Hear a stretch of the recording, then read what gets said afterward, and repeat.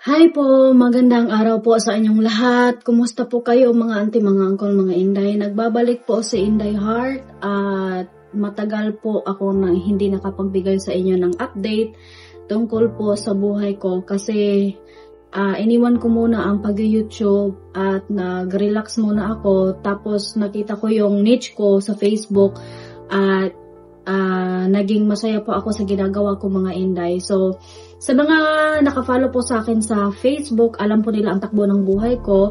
Sa mga hindi pa po alam yung Facebook account ko, always po ako doon na active. So, pakicheck lang po at pakifollow. I have 400,000 followers po sa Facebook just for 1 month.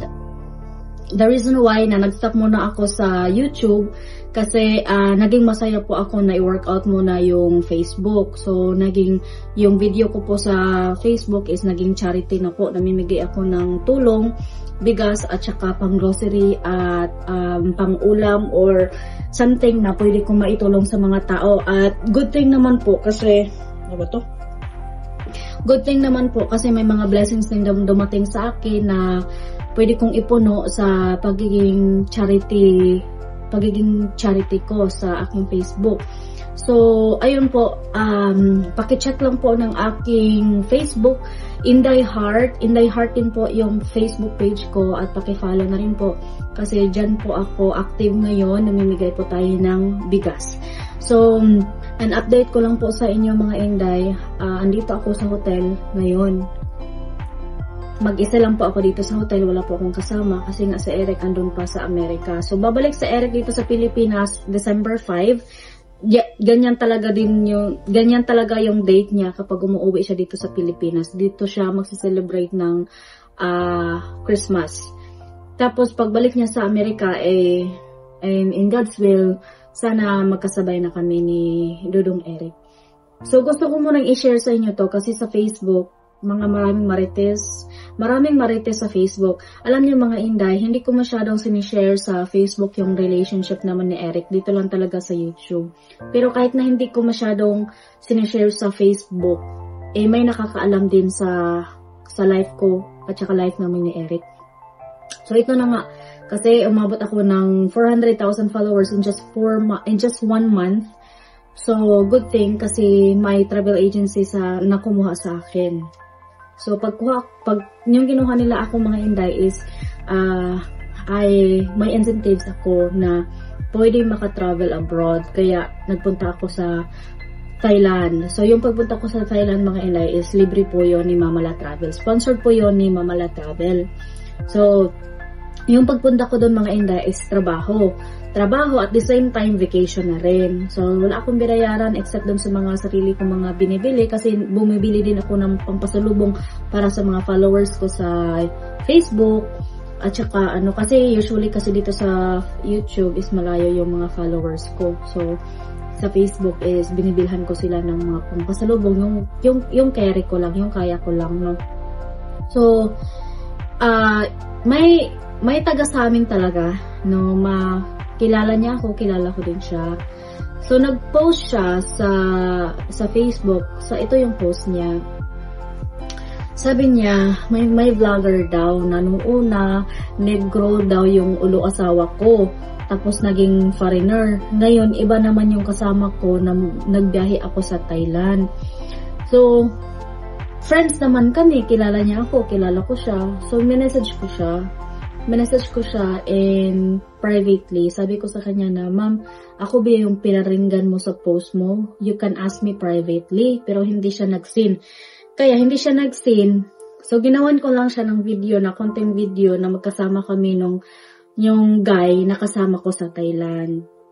So, actually guys, yung guy na kasama ko sa Thailand is kasama talaga kami mag-travel.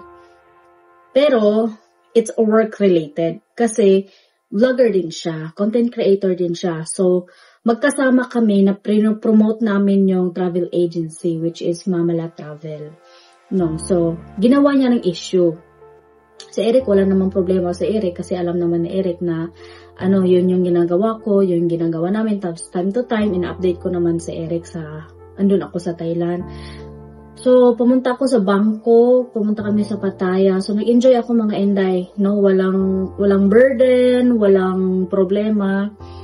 Tapos, yun lang, parang pagbasa ko sa comment niya, sa post niya, parang nairita ako kasi kakilala ko siya. Tapos taga sa amin pa, tapos gumagawa siya ng issue, ganun mga Inday. Nire-realize ko talaga kung papatulan ko ba siya. Sabi ko wag na lang kasi kung pagpatulan ko siya, baka mas dadami pa yung followers niya. Kasi I have 400,000, diba? So kapag na-mention ko yung pangalan niya, baka yung ibang followers pupunta sa kanya, magmarites. So dadami yung engagement niya, tsaka followers niya. So ayaw ko, nag-ano lang ako mga Inday. So dito ko na lang sinishare sa inyo. At the same time, may nag-update sa inyo na may nagko-comment, may nagme-message din sa akin na kumusta ba daw kami ni Eric, naghiwalay na ba daw kami. Opo, naghiwalay na kami ni Eric kasi andun siya sa Amerika at andito ako sa Pilipinas, so hiwalay kami. Pero we still have a communication. Hindi totally na hiwalayan talaga na wala na.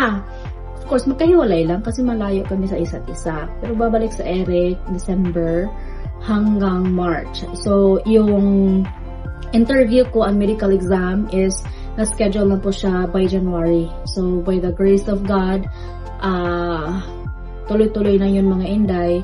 At yung ticket ni Eric pabalik ng Amerika is March 5. So, ilang buwan na? November, December, January, February, March. So, 4 months na lang 4 months na lang ako dito sa Pilipinas, and by the grace of God, sasama na ako kay Eric sa Amerika. So, alam niyo mga Inday, ang dami-dami mga nasa isip ko dati. Parang hindi ko maano yung isip ko ba.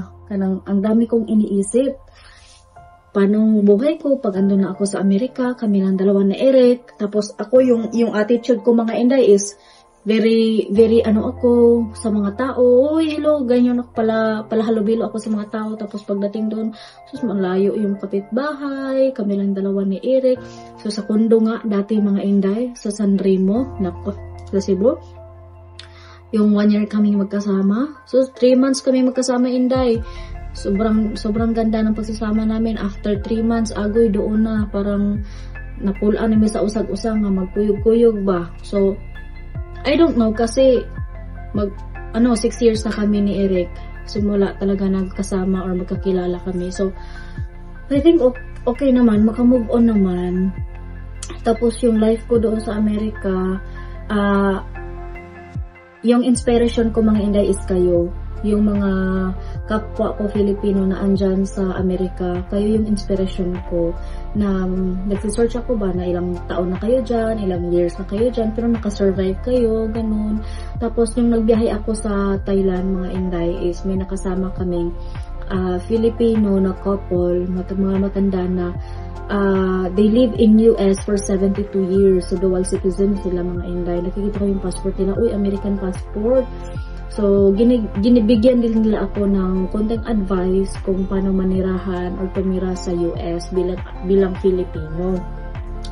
So, ayun, sabi nga niya, life in US is more easier than in the Philippines. Kasi nga, kapag pumunta daw sila dito sa Pilipinas, parang mahirap daw. Kasi sa US, yung technology is more advanced kumpara dito sa Pilipinas. Mga matanda na kasi sila. Tapos sabi niya, if you're in the US, makakapagtipid ka talaga compare dito sa Pilipinas. I said, how come? Akala ko mahal yung US. Sabi niya, if hindi ka talaga mamimili ng trabaho, you can earn and you can save money in US. Pero kung mamili ka ng trabaho, yun, mahirapan ka talaga.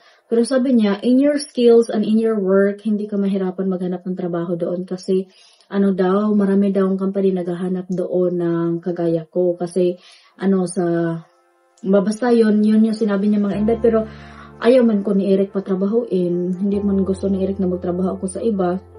Kasi nga, gusto niya akong i-train sa business niya. Sa business ni Eric mga Inday, may natutunan na ako. Pero, hindi pa rin talaga, anong todo-todo. Kasi yung business niya mga Inday, time to time, gumagawa siya ng parang sarili niya talaga, parang utakay gid ng negosyo ni Eric mga Inday ba. So sabi ko, hindi ko ata kaya yan dong, yung magama ng script, magama na mag-recording, ganun. Parang sabi ko sa sarili ko, hindi ko kaya dong, pero si Eric talaga mga inday, siya talaga yung nagpupush sa akin. Kasi minsan, kapag may idea ako, sinishare ko sa kanya, tapos pag na-share ko sa kanya, ano talaga mga inday, every time na may idea ako tungkol sa business niya, is, ayun, ginagrab niya talaga mga inday. Sabi niya, you really have a great idea for like this. Ay, dumog yung ambulance sa labas. O kasi, nasa hotel kasi ako dito mga inday. Tapos yung ano ko, yung building ko dito mga inday is puro glass back. Kurtina lang, tingnan nyo. Oh. Yan, lahat tanan mga inday dyan. O, papunta doon, glass yan lahat. So, hindi ko yan ino-open. Kasi pag i-open kayo, yan, o glass yan lahat mga inday. Bukas maganda to. Hindi ko yan i-open kasi mahayag ko diri sa sulod niya. Makita ko sa mga tao sa gawas. Nasa third floor lang kasi ako mga inday. Kaya hindi ko yan ino-open. Kaya yung mga sasakyan sa labas, ay dungog ka diri nako. Bukas mga inday, maganda yan pag i-open ko bukas, mag-video ako bukas mga inday, i-upload ko sa Facebook ko. Maganda dyan. Kaso nga lang, makikita yung mas tindo siguro kapag glass ito lahat, tapos yung view ko is dagat, pero hindi man dagat, traffic man. Kalsada man yan, dyan mga inday sa ubos. Okay lang yan, oy, at least, nag-book ako ng hotel kahit na ako lang isa kasi parang na-drain ako ba. Nag-drain ako, maybe it's because of my cycle na parang parating na yung cycle ko na hindi ko maintindihan sarili ko, parang wala ako sa focus now, parang wala akong determinasyon, parang wala ako sa focus talaga mga inday. So kaya I think it's better na mag-book ako ng hotel kasi natutulog lang kasi ako sa kasama ko, sa kaibigan ko sa kanilang bahay. Andito na ako ngayon sa Pilipinas. Hindi pa ako nakauwi sa Negros simula yung dumating ako dito sa Pilipinas galing ng Thailand. So I think parang very occupied yung utak ko ba kasi sa bahay ng kaibigan ko, yan, sabi ko, mag-book na lang muna ako ng hotel. Baka pag-book ko ng hotel, okay na maging okay yung pakiramdam ko mga inday. But alas 11 na po ng gabi dito, no? Pero hindi pa ako natutulog, hindi pa ako katulogon. I'm very hyper, hindi ko alam, no? Hindi ko alam mga inday. But anyway, no, suportahan niyo po ako mga inday sa aking Facebook page sa pagsisimula po ng aking charity channel sa Facebook at natutuwa po ako mga inday kahit nasa 5 kilo lang na bigas. Maraming tao na aking napasaya sa 5 kilong bigas mga inday. At lahat yan, marami sa kanila na nagtatanong kung ano ba daw trabaho ko, saan ba daw galing ang pera ko, yung pinamimigay ko, pinambili ng bigas. May investment po akong konti, may maliit na po akong investment, tapos kapag may profit po ako, kinukuran ko po yun ng 10% as a tithes, tapos kinukunan ko po din yun ng another 10% para po pangtulong sa mga tao. So, sinesave ko po yun. Tapos, si Eric naman po sa Amerika, kapag may 10%, may profit din siya, kinukunan din niya ng 10%, tsaka another 10% para pangtulong. So, yung 10% na yun is iniipon namin.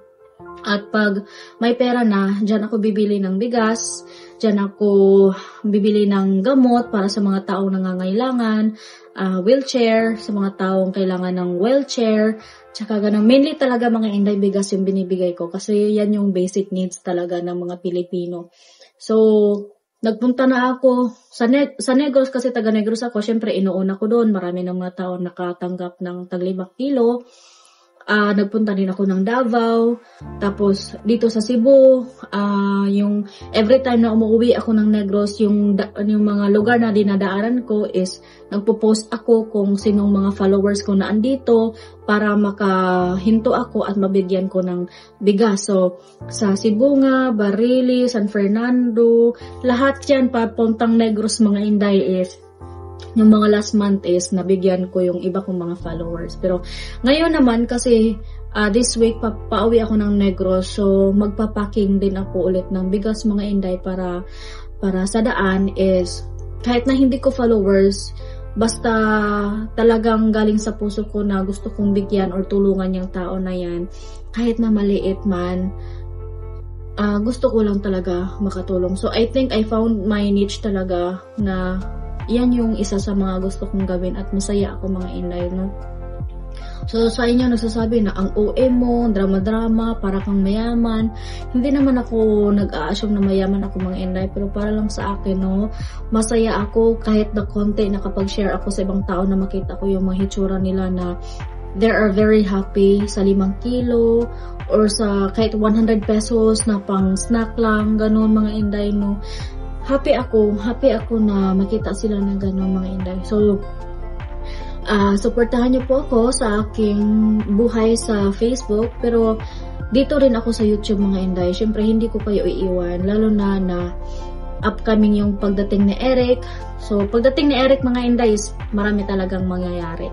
So pagdating ni Eric, celebrate kami Christmas, tapos birthday niya kasi next days birthday na din ni Eric, and then magse-celebrate kami ng birthday ko by January. Tapos February, pupunta ako ng Japan. Maiwan lang si Eric dito. Na-schedule ko na yung pupunta ko ng Japan mga inday. And tapos by March, January is yung medical at saka interview ko. February, pupunta ako ng Japan. At saka March, punta ako ng Amerika. So by everything, God's grace, matuloy lahat ng mga plano sa buhay. So thank you so much mga inday sa yung walang sawang pagsuporta. Bisitahin niyo po ang aking Facebook page at magkita-kita po tayo doon kasi doon po ako mas more na active. Pero hindi ko rin po iiwan yung YouTube ko kasi, you know, I'm seeking advice for you guys na yung mga may experience na dyan sa Amerika, sa ibang bansa na may mga AFA, may foreigner. So, dito din tayo mag-uusap-usap. So, starting now, I will let you know kung ano ang mangyayari sa buhay namin ni Eric. So, thank you so much guys. Don't forget to subscribe and like and para updated kayo sa susunod naming video ni Eric. God bless.